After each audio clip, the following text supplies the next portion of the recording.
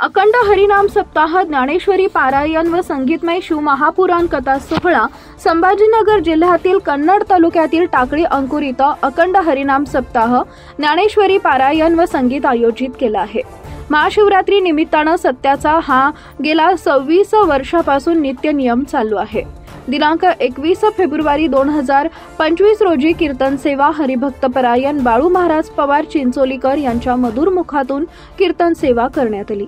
कीर्तन सेवेचे मानकरी श्री रामभाऊ साळुबा सपकाळ माननीय मायरमन यांच्या हस्ते करण्यात आले।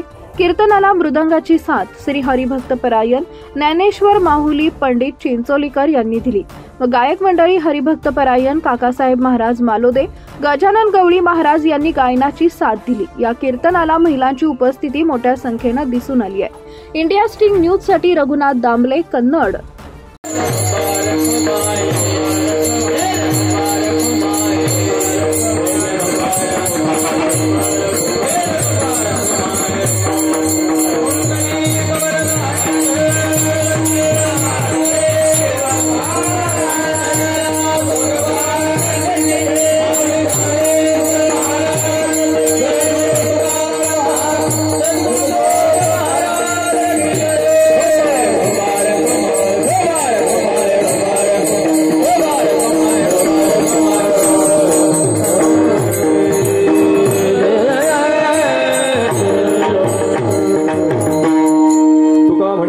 भाट झाली ती लोकी तुझी पाऊले सुकुमार तेथे मन माझे भ्रमर।